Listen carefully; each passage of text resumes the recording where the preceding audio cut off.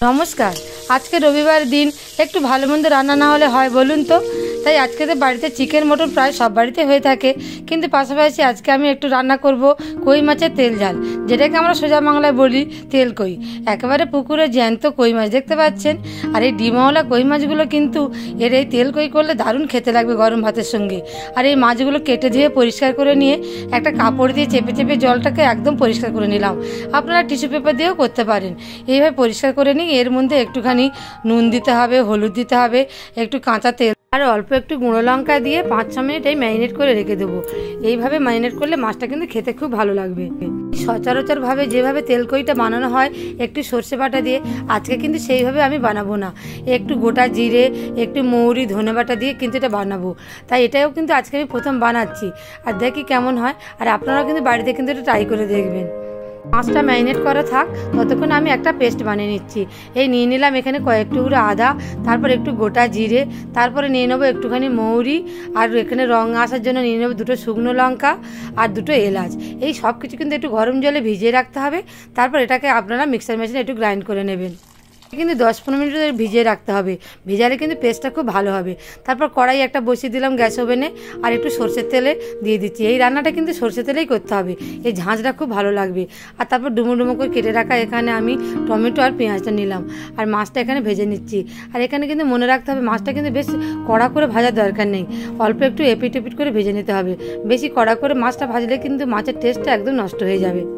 ভাজতে ভাজতে কিন্তু আমি পেঁয়াজটা এখানে মিক্সার মেশিনে বেশ ভালো করে এটাকে বেটে নেবো। আর টমেটোটা কিন্তু এখানে গোটা গোটা থাকবে। পেঁয়াজটা একটু বাটা হয়ে গেলে বেশ গ্রেভিটা কিন্তু ঘন হবে। মাছটা এখানে ভাজা হচ্ছে, আর পাশাপাশি দেখেছেন এখানে মাংসটা কষা হয়েছিল, তাই আমার মেজো মেয়ে সে একটু কষা মাংস নিয়ে এসছে। বাচ্চাদের কিন্তু এগুলোই, আর এগুলো দেখলে সে আমাদের ছোটোবেলাটা কথাও মনে পড়ে যায়। রবিবার দিন একটু স্পেশাল দিন, তাই একটু কষা মাংস তো খেতেই হবে। আর পাশাপাশি আমার এখানে মাছ ভাজাটাও কিন্তু এখানে হয়ে গেল। রান্নাটা করতে কিন্তু বেশি সময় লাগবে না। আর চেষ্টা করবেন এখানে একটু বড় বড় কই মাছটা নিতে, আর এই বড় কই মাছ কিন্তু খেতে খুব ভালো লাগবে। আমি এখানে ডিমওয়ালা কই মাছগুলো নিয়েছি, আর ভালো করে কিন্তু পেটগুলো কাটতে পারিনি, তাহলে ডিমগুলো বেরিয়ে যাচ্ছে। কোনো রকমের পিত্তিটা টেনে বার করে নিয়েছি। তারপর মাছ ভাজা হয়ে গেলে ওই তেলের মধ্যে আমি পেঁয়াজ বাটাটা দিয়ে দিলাম, দিয়ে বেশ ভালো করে কষিয়ে নেবো। আর এক এক করে দিয়ে দেবো তার মধ্যে হলুদ গুঁড়ো, লঙ্কার গুঁড়ো আর জিরের গুঁড়ো, সব কিছু দিয়ে কিন্তু বেশ ভালো করে আমি এটাকে নাড়াচাড়া করবো যতক্ষণ না পর্যন্ত এই মশলা থেকে তেলটা ছেড়ে দেয়। আর স্বাদ মতো নুন তো এখানে দিতেই হবে। আর যেহেতু আমাদের এটা ঘটি বাড়ির রান্না, তো তাই একটুখানি কিন্তু মিষ্টি এখানে আমি দেবো। আর একটু চিনিটাকে এখানে মশলা হিসেবেই কাজ করবে, দিলে কিন্তু খাওয়ার টেস্টটাও খুব ভালো হবে। আর এখানে চিনির এই কালারটাও কিন্তু তরকারির কালারটা দারুণ আসবে। টমেটোটা তারপরে দিয়ে দিলাম, দিয়ে এটাও কিন্তু বেশ ভালো করে কষিয়ে নেবো।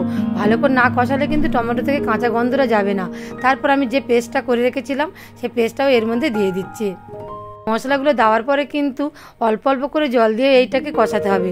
এখানে মনে রাখতে হবে বেশি করে কিন্তু পরিমাণে জল এখানে দেখবেন না, এটা গা মাখা মতন হবে। আর অল্প অল্প করে কষে নিলে কিন্তু এর স্বাদটা অন্যরকম আসবে, আর খেতেও খুব ভালো লাগবে। এই দেখুন মশলা থেকে তেলটা ছেড়ে দিয়েছে কেমন। এই মশলাটা আমার তৈরি, তার মধ্যে আমি অল্প একটুখানি এখানে জল দিয়ে দিলাম। মশলাটা ততক্ষণে সিদ্ধ হয়ে যাক, ততক্ষণে চলুন রবিবারের বাজারে কি কি রান্না করেছি আপনাদেরকে বলে নিই। আর রবিবার একদিন কিন্তু আমি নিম বেগুনটাই করি, আর একদিন তো তেতোটা খেতেই হয়, সারা সপ্তাহ তো সময় হয় না, সব অফিস দৌড় স্কুল পাঠশালা, তাই আজকের দিনটাতে করে আমি নিম বেগুনটা করি। আর পাশাপাশি রেখে দিয়েছি আমি এই তেল কই করছি, আর তারপর চিকেন কষা করব, মাছ ভাজা আছে। এই হচ্ছে রবিবারের মেনু। আর স্যালাড, লেবু, লঙ্কা এগুলো তো আছেই। মশলাটা ফুটে যাওয়ার পরে মাছগুলো দিয়ে অল্প একটু ফুটিয়ে নিয়ে নামিয়ে নিতে হবে। আর ওপর থেকে 2-1টা কাঁচা লঙ্কা চেরা দিতে হবে, দিলে বেশ ভালো লাগবে খেতে। তাহলে আর কি আজকে দুপুরের এই মেনুটা, এই লাঞ্চের থালি আমি সাজিয়ে ফেললাম। সপ্তাহ তো সবাইকে একসাথে পাওয়া যায় না, এই রবিবার দিনটা সবাইকে একসাথে মিলে খাওয়া দাওয়া হয়, জমিয়ে একটু আড্ডা মারা হয়, আর গল্প করা হয়, আর খাওয়া দাওয়া হয়। তাহলে আপনারা কিন্তু অবশ্যই বাড়িতে ট্রাই করবেন এই কই মাছের তেল ঝাল বা তেল কই।